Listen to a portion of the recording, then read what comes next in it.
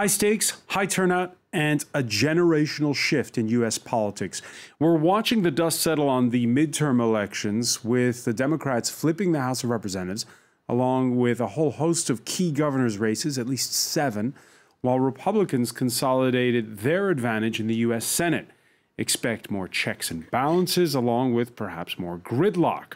We're going to be weighing the loss of the House for Donald Trump and ask if a setback in 2018 might nonetheless lead to a win in 2020.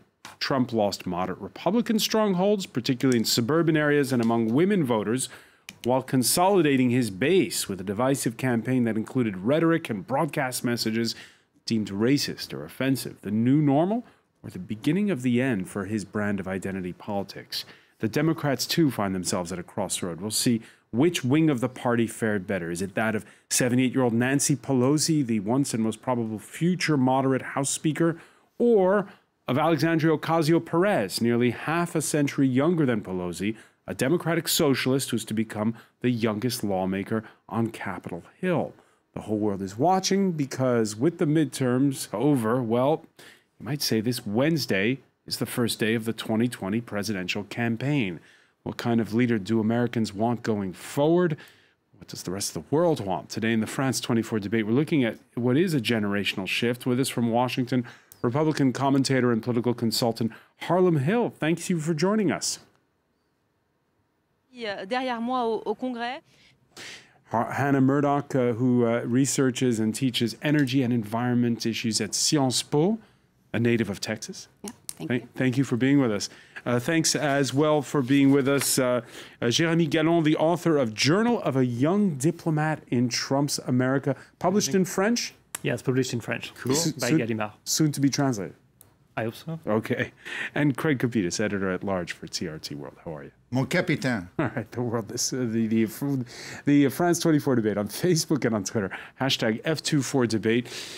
A win or a loss, no points for guessing the take of the President of the United States after Tuesday's midterms. Donald Trump exposing his calculus and how having the Democrats in charge of the House might even be better for him, he says.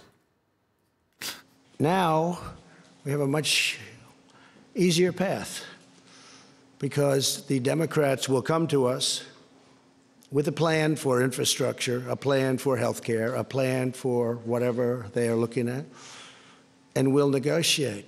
And as you know, it's been very hard in the Senate because we need essentially 10 votes from Democrats, and we don't get those votes because the Democrats do really stick together well. I don't agree with them on a lot of policy, but I agree with them on sticking together. They stick together great. Craig Capitas, do you agree with that, perhaps he can get more done with Democrats in charge in the lower house? I have no idea what's going on in Donald Trump's brain. Classically, no, I don't think he can get anything done, but I think we have to enter any discussion of the next 2 years of the Trump administration as a continuation of a game show, another episode in the World Wrestling Federation, if you will, where he pits one side against the other. The usual concepts of politics, diplomacy, if you will, government, they just don't apply here. So this is basically what's going to happen going forward. This is not a victory for Donald Trump, and it's certainly not a victory for the Democrats. What it is a reckoning in what is a much larger civil war going on in the United States. Because there was one striking bit in that press conference, Harlan Hill, which was the results from Tuesday night showed big wins in staunchly Republican areas for those who are close ideologically to Donald Trump. He even named it and shamed at one point moderates from the Republican Party who lost. It's now Donald Trump's party, and that's confirmed, it seems. Absolutely, and that's a wake-up call for any holdovers from the previous Republican Party to get in line or to step aside. But I disagree with the previous commentator's take on what the next 2 years could look like.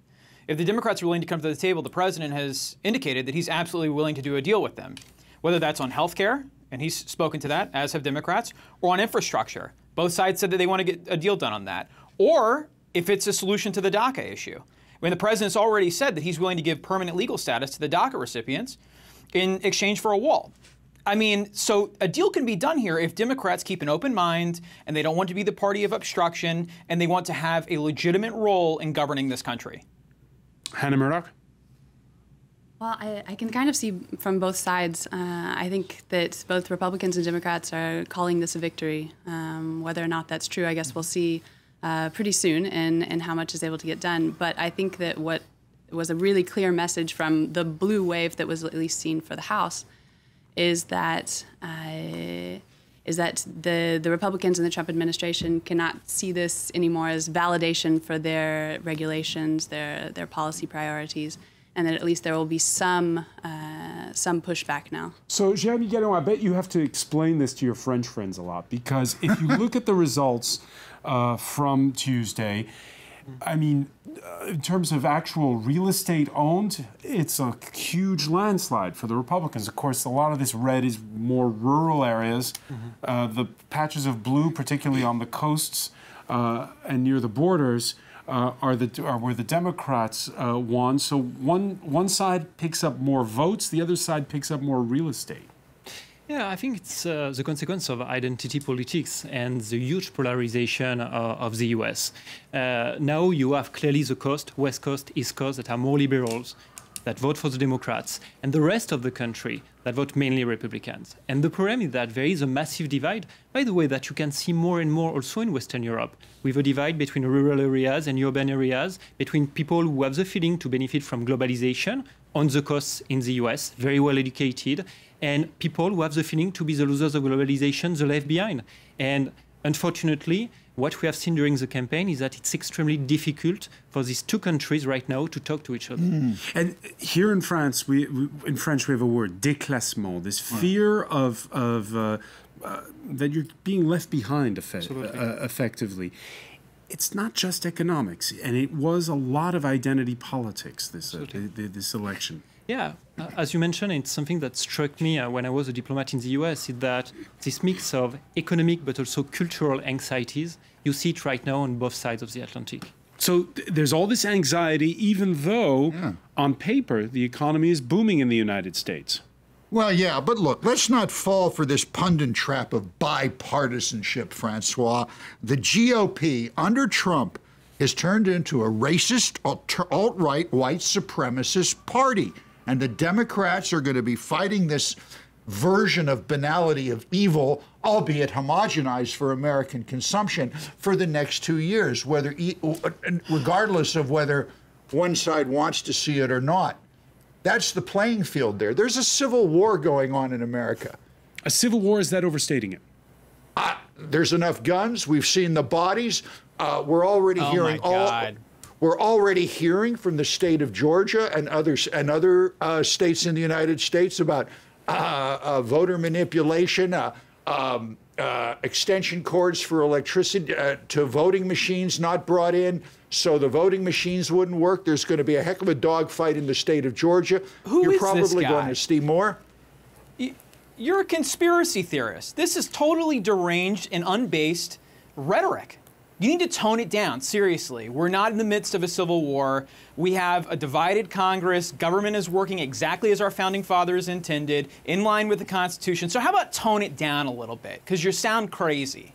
Let me ask you, Harlan Hill, about the rhetoric we saw from the President of the United States, insinuating that this caravan was bringing dangerous men who were a threat to women, that there were an invasion, unsubstantiated claims that there were Middle Easterners, i.e. Islamic terrorists in amongst them.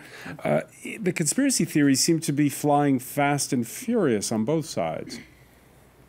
For one, if anybody's seen footage of the migrants as part of one of the caravans throwing rocks and Molotov cocktails at Mexican security forces, then it's clear that there's a violent element in at least some of these caravans. But that's really beside the point. We have legal processes for coming to the United States, and you can follow those, and you can come here, and I'm happy. I mean, we have very low unemployment, so I'm happy to let people into this country legally. There is a process. Go through it. Come to the country and offer skills to fulfill jobs that we need, and I'm willing to have you. I don't care where you're from. But just pouring over the border as part of a caravan, it's unacceptable. It's not in line with the law. And the president's right. It is an invasion. You may not like that word, but that's exactly what it is. No, sir. An invasion is when the Nazis blitzkrieg Poland. An invasion is when Hannibal crossed the Alps. An invasion is not a group of migrants trying to come north to get into the United States. Is an unwanted, uninvited movement of people into our country, and that's exactly what this is. They're nowhere near your country, and we sir. don't know who they are. We don't know who they are. Oh, you do know who they are. You exactly know who they are. We don't know who they are. What you are doing... They can be vetted. They must be vetted. Francois, okay, so time out. Time out, Mr. Crazy. Right, are you for open borders? Are you for open borders? If you are, then just say it. If you're not for open borders and you believe in immigration laws, then there's a process. If you want to change those immigration laws, then elect a different president. I think we're talking about two different things. On the one hand, there is the immigration process. No, we're not. On the one hand, there's the immigration process itself and the argument of how you regulate people coming into the country. On the other is stirring up hate and stigmatizing minorities, which is the argument that was made. There was an ad that was pulled from networks in the buildup to the election day Harlan Hill because it was deemed too racist.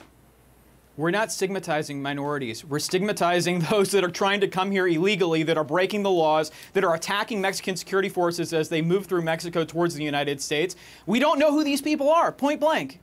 I mean, I don't know why this is so controversial to say that we should be following the laws and that we should ask anybody that wants to become an American citizen to follow the laws. I mean, that's not controversial. That's not race baiting. That's basic common sense. All right, let's talk about the atmosphere that pervaded during this campaign and where it's going to go from here in with our correspondent Ryan Thompson, who joins us now from Texas. Ryan, it's the day after the Senate race that was arguably the most watched around the world between incumbent Ted Cruz, a former adversary of Donald Trump during the 2016 campaign, who got his support against this up-and-coming 46-year-old Democrat, Beto O'Rourke.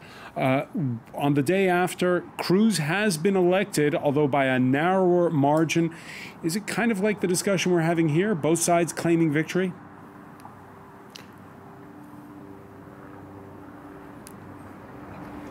Cruz campaign definitely claiming victory, claiming that Texas values shined through and through tonight, and that that Beto O'Rourke does not represent the values that people here in the state want.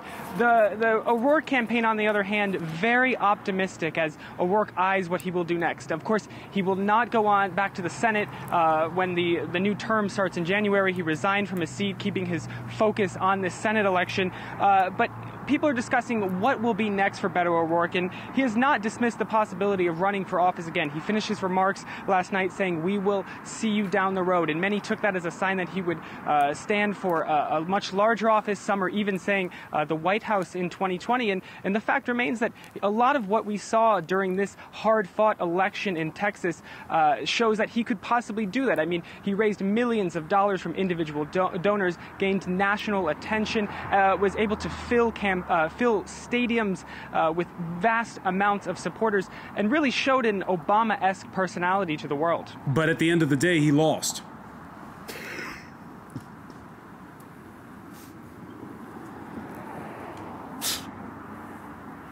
Of course, at the end of the day, he lost, and his victory, or sorry, Ted Cruz's victory really is telling of a trend here in Texas that could be telling of what will happen during the next round of federal elections in 2020. I mean, a much narrower victory than Republicans are used to in Texas by just under 250,000 votes. That's not the 15 to 20% comfortable lead that Republicans here in Texas are so used to.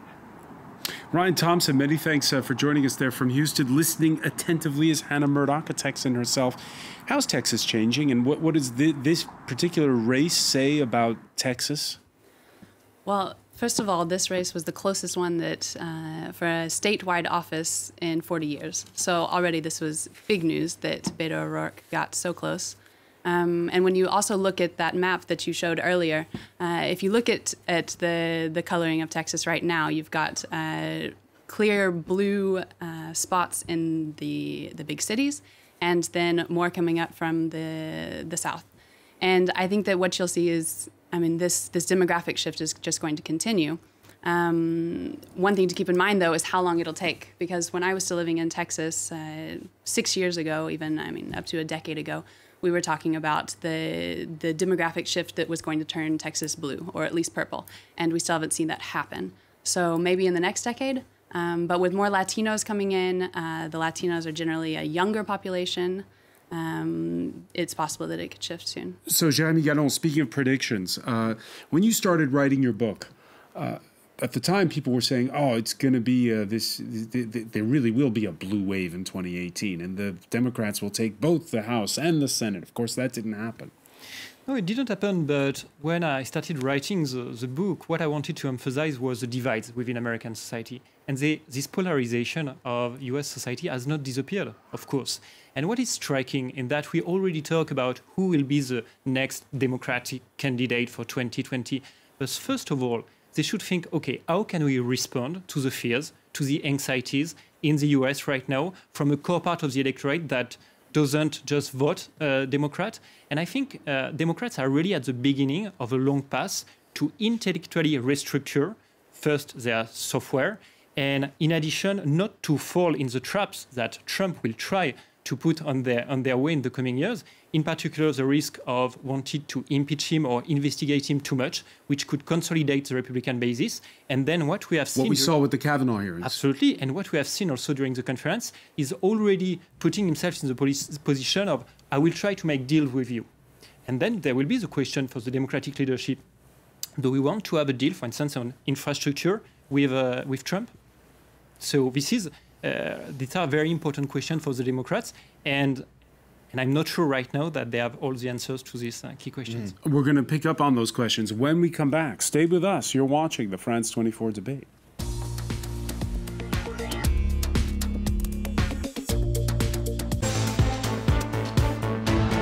Welcome back, or welcome if you're just joining us. It's the France 24 debate. We're watching the dust settle on the 2018 U.S. midterm elections and looking ahead slightly to 2020. With us to talk about it from Washington, Republican commentator and political consultant Harlan Hill.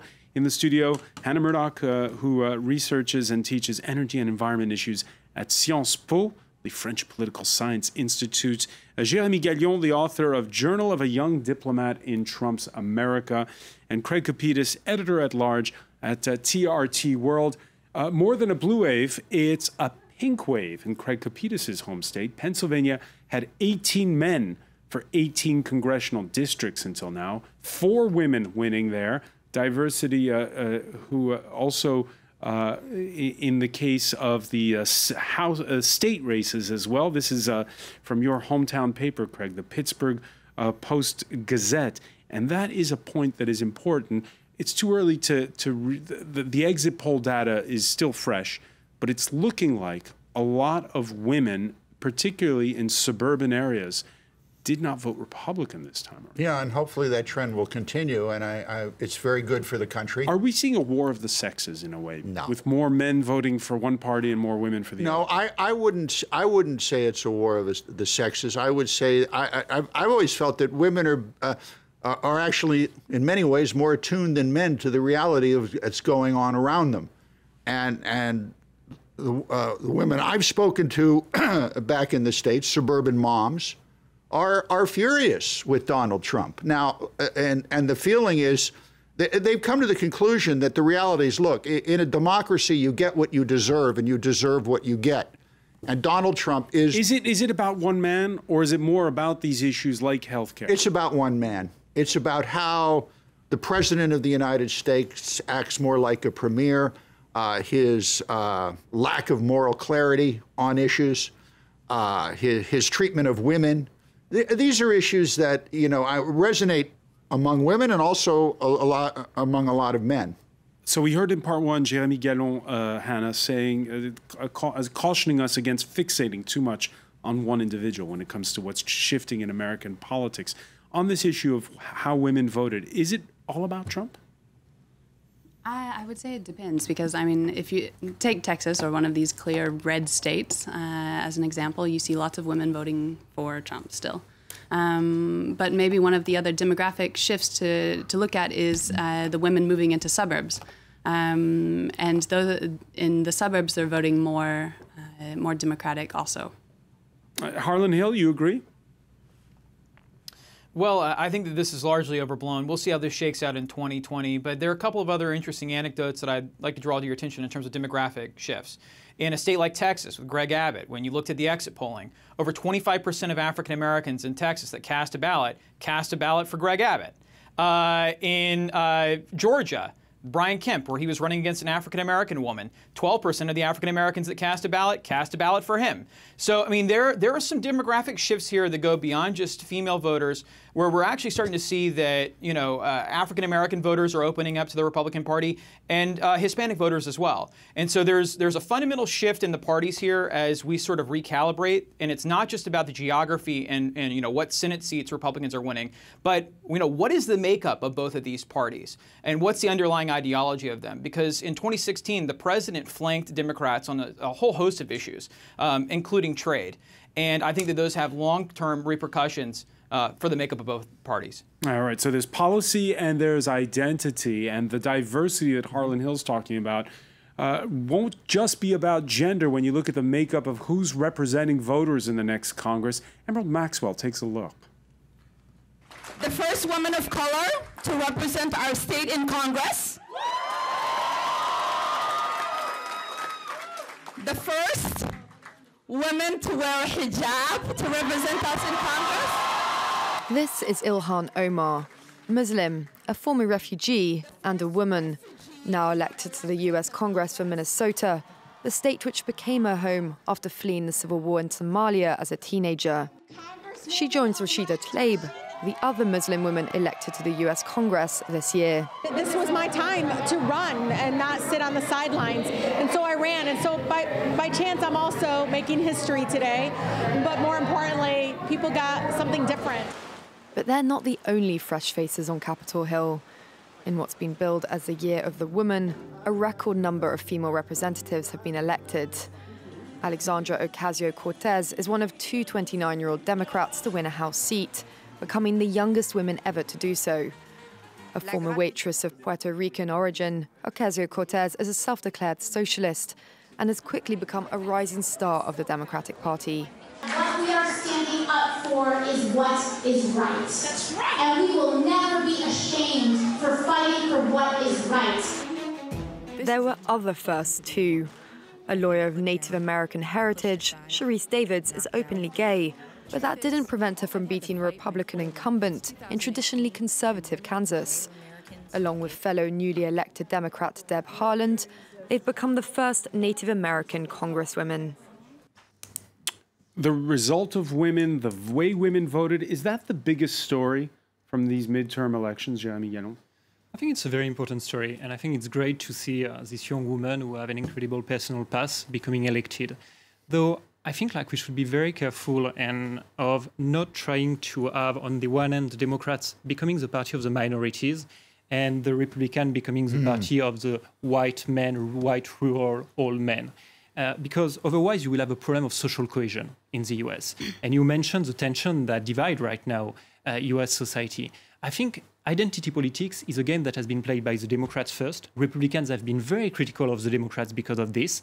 And it was which led to the victory of Obama with a great coalition of minorities. But then the Republicans with Trump have played exactly the same card. But we see in addition that it doesn't necessarily work because, as it was mentioned, a part of the African American voted Republicans because, for instance, on illegal immigration, they can share some concerns that are also the ones of the white people in America. And for it's exactly the same reason why the Hispanics, for instance, in Florida, don't necessarily vote for the Democrats because, for instance, Hispanics from Cuban origin can criticize Obama's opening towards Cuba. So I think the problem of this kind of policies that are focused too much on minorities, well, first, they divide the society, and in addition, I'm not so sure that they work politically speaking. So it's the same question we asked in part one of our discussion about the Republicans, is how much is people's political intentions about the economy and how much is it about identity?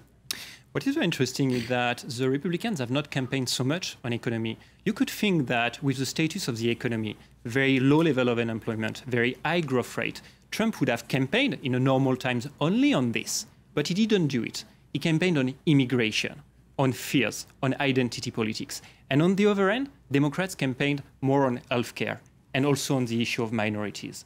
And I think this is a real problem. Right. So, Craig Capitas, the trap that faced Democrats when they picked their presidential candidate in 2020, spelled out there by Jeremy Gallon. Right.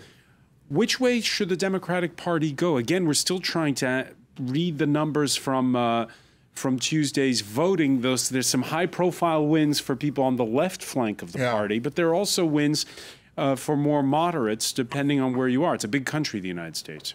I think the Democrats are still struggling, going to be struggling for a long time. Because we know who the Republican Party is represented by. It's Donald Trump. Right. We don't know who represents the Democrats. Right, and the Democrats are going to continue struggling, trying to find someone. And frankly, I honestly believe Donald Trump is going to win again in 2020 because he has effectively captured the mood, the essence of modern day America. There's something much more fundamental going on here. It's this idea. You know, America has enemies. The country has enemies. Iran is America's enemy. That's a fact. But what Donald Trump has done is he's created demons. He's created hobgoblins in a country, you know, the Puritans, let's burn the witches. All right, but and what he's done is he's demonized people, whether they be migrants trying to get in or whomever, and that. Right, but the question is, where does it leave the Democrats? I don't think the Democrats know where it leaves them yet. I do not see a Hannah leader Murdoch, emerging. what kind of candidate is best suited for the Democratic Party in this cycle? Well, is it more moderate or more someone to the left? I think it's a tough call. I mean, I understand exactly what he's saying. That I mean, if you look at why people are voting, what motivates people, fear is a huge factor. Regardless of what it is that people are afraid of, if you play into fear, then it helps to get people out to vote. Also, I mean, more negative messages, we tend to remember those better than positive messages. And so Trump has really succeeded in playing into those. Harlan Hill, the next Democratic nominee for president, the consensus is we don't know who that will be. Who's better suited against Trump, a moderate or someone more from the left? Well, I think that in large part, in my gut, I think that people make a decision about who they'll vote for president, not so much based on policy, but does this person look the part? Does he feel like a president? And everybody that the Democrats have thrown up for a long time are largely retreads. Bernie Sanders, Joe Biden, Hillary Clinton, so on. They need to find somebody new. They've got to restock the bench. And someone like Beto O'Rourke checks the box in theory. Young guy, charismatic, handsome, and he happens to be progressive. But after last night, he's kind of a guy without a job. And the other rising star, Andrew Gillum down in Florida, lost as well. The two biggest rising stars that were supposed to come out of this cycle for Democrats, that were supposed to restock that bench going into 2020, are irrelevant now. They've got a problem. I don't know where it comes from. And Harlan's absolutely right. He is absolutely right. The three key election areas last night were Florida, Texas, and Georgia. And as Trump even says, you know, they didn't win, they lost. And as you said it before, they lost. And that counts for a lot in the United States. We're witnessing something that's on both sides of the Atlantic, which is voters want something new. Donald Trump is in his 70s, but it was the first time he was ever running for office in 2016. So he could portray himself as something new. We've seen here in France, someone who'd never run for office get elected president. Why do people want something new? I think they want something new because they are disenchanted with the way they have been governed over the last few decades. They have the feeling that politicians on both sides of the political landscape have not bring effective response to their main concern, to their anxieties. But what is striking is that even before the election happened, there were already articles about Gillum running for 2020, O'Rourke running for 2020. And I think it shows a major problem for the Democrats, which is before trying to throw names in the debate, let's see what elected officials are able to do on the ground. And for instance, we should maybe talk more about someone like Phil Murphy, who has been governor of New Jersey since 1 year. And in New Jersey, he has passed a very interesting, ambitious agenda, which is progressive on environmental issue, on gun control, on economic and labor law issues. So I think like the Democrats should first, rather than trying to find political celebrities, find politicians who are able to respond to the concerns of the voters. Specific issues. On specific issues. And by the way, I think it's the same in France and it's the same in Western Europe. One of those specific issues, and I'll put it to you, Harlan Hill, is gun control. There was that horrific shooting in Florida last year. Several governors-elect, the one in Kansas, the one in Minnesota, in Michigan, in Colorado, all of them getting elected on a ticket of more gun control. Is the United States changing? No. No. I mean, if we're looking at the presidential race or major U.S. Senate races, if, for instance, I'll use one example from last night, Texas. Beto O'Rourke campaigned on gun control. Stacey Abrams in Georgia previously co-sponsored a bill that would have gone around confiscating some weapons. This hurts you in key states. And if you have aspirations beyond just, winning the U.S. Senate or a governor's race, and you want to run for president in this country, campaigning on gun control to that degree is not gonna fly. And I don't see that changing anytime soon. I just want to ask you, Craig Kopitas, because in Pittsburgh, where you grew up, you've just had a mass shooting at a synagogue. Does that change voters' minds when it comes to gun control? It changes voters' minds, but it doesn't change the minds of enough voters. The American Constitution, as hopefully everyone knows, guarantees the right to bear arms.